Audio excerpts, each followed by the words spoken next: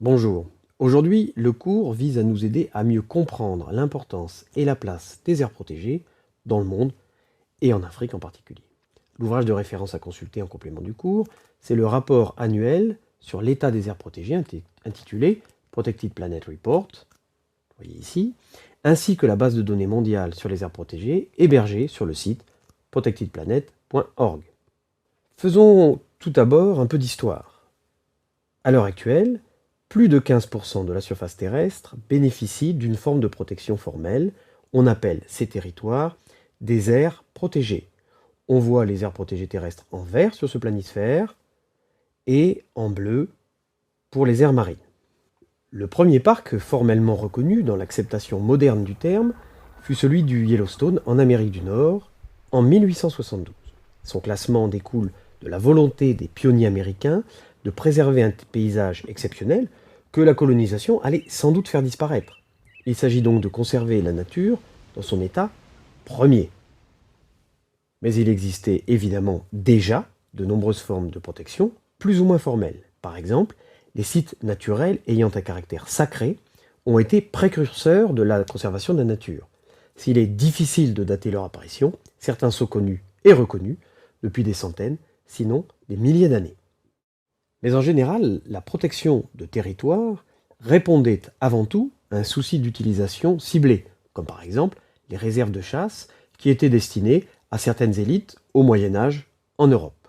L'explosion du nombre des aires protégées et de la surface qu'elles couvrent, ça, c'est un phénomène tout à fait récent. De quelques dizaines à l'aube du XXe siècle, on est passé progressivement à plus de 200 000 aujourd'hui, répartis partout sur le globe. Le graphe présenté ici présente cette évolution quasi exponentielle depuis les années 50 et qui ne semble pas devoir faiblir puisque les engagements internationaux récents appellent à couvrir davantage de surface. Tout cela va changer dans l'avenir vers plus d'aires protégées et plus de surfaces couvertes. Alors, l'histoire récente des aires protégées en Afrique, et en particulier Afrique francophone, peut être schématiquement décomposée en 3 périodes. Durant la période coloniale, et jusqu'à la fin des années 50, beaucoup de forêts classées ont été créées comme transposition des forêts domaniales en Europe. L'objectif de ces forêts était essentiellement la conservation d'une ressource, en général le bois, mais parfois elles prévoyaient une conservation élargie de l'écosystème. Certaines forêts, néanmoins, ne servaient qu'à produire du bois, par exemple pour alimenter en charbon le chemin de fer. Les réserves ou domaines de chasse, sur le même principe, protégeaient le gibier pour une exploitation des animaux sous forme de trophée ou parfois commercial, comme l'ivoire par exemple. C'est cela qui a précipité les effectifs de bon nombre d'espèces en Afrique. Il existe bien sûr des exceptions, comme par exemple la réserve naturelle des monts Nimba, en Guinée, dont on voit ici le texte de classement en 1944, et qui fut intégralement protégée dès le départ. La décolonisation est suivie en général par une période assez neutre en matière de création ou de gestion des aires protégées. Tout simplement parce que les jeunes États avaient d'autres priorités et peu de moyens à investir sur ce secteur. Il faut attendre les années 80, et surtout 90, après la conférence de Rio, pour que s'amorce un nouvel élan. Création de nouvelles aires protégées dans les pays qui n'en comptaient guère.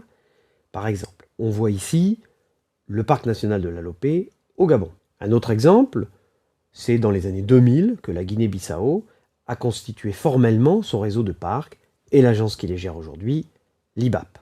Cette période récente voit aussi l'évolution de certains territoires d'un statut à un autre, et notamment de forêts classées, on a vu souvent pour la conservation d'une ressource, à parc national, plutôt dirigé vers le tourisme, comme c'est le cas ici pour la forêt des Deux Balais au Burkina Faso.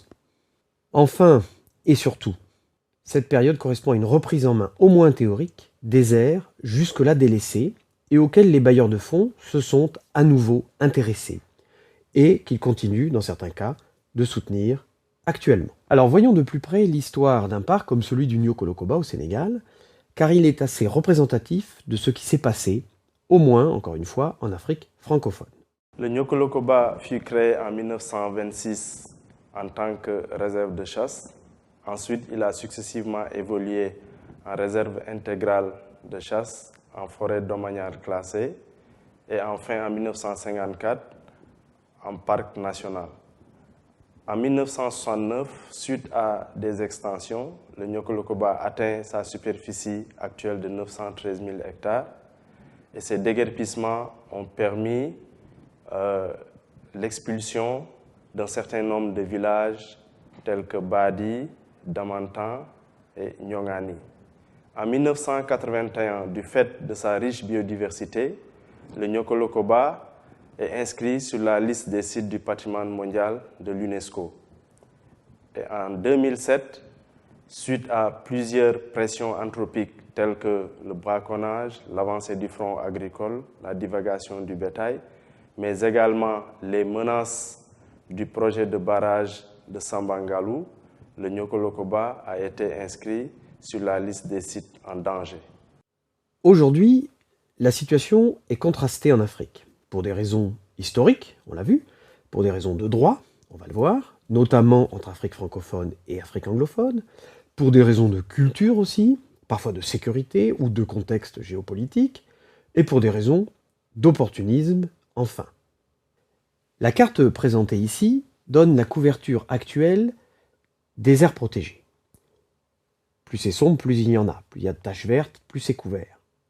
Mais il s'agit là de données assez peu fiables, et surtout qui recouvrent des réalités très différentes sur le terrain. Globalement, retenons qu'il y a aujourd'hui plus de 7000 aires protégées en Afrique, qui représentent environ une couverture de 14% des terres et de quasiment 4% des mers. La réalité est sans doute plus importante car ces données proviennent de la base mondiale de données sur les aires protégées, la World Database, qui évidemment est incomplète. Cette couverture n'est pas homogène, ni représentative, que ce soit au niveau global ou au niveau de l'Afrique. Certains territoires ont été délaissés, comme les déserts, ou encore les zones en général côtières, qui, bien qu'importantes pour la biodiversité, sont assez peu protégées, tout simplement parce qu'elles sont densément peuplées et que c'est donc plus difficile d'y travailler. Par exemple, ces cartes montrent à gauche les zones importantes pour les oiseaux, tandis qu'à droite, on a la couverture en aire protégée pour la même zone, l'Afrique de l'Ouest. En regardant de près, on constate qu'un certain nombre de zones qui seraient importantes pour être conservées ne le sont pas. Il n'y a pas superposition de ces deux approches, de ces deux cartes. Alors, comme je vous l'ai dit, aujourd'hui, les données relatives aux aires protégées sont regroupées dans une base de données mondiale dont l'acronyme en anglais est WDPA pour World Database on Protected Areas. Vous trouverez cette base sur un site internet qui est le site Protected Planet. Prenez le temps de regarder les informations relatives aux aires protégées que vous connaissez. J'ai pris par exemple la page du parc de la Comoé en Côte d'Ivoire, ici. Allez sur le site, utilisez l'outil sur quelques parcs pour apprendre à bien le connaître. Il vous sera très utile tout au long de ce MOOC. Malheureusement, vous allez le voir, beaucoup d'informations sont encore erronées. C'est à vous de jouer pour mettre tout cela à jour. Voilà, c'est la fin de ce cours. Le prochain épisode portera sur le rôle des aires protégées dans le monde et en Afrique plus particulièrement. Excellente journée.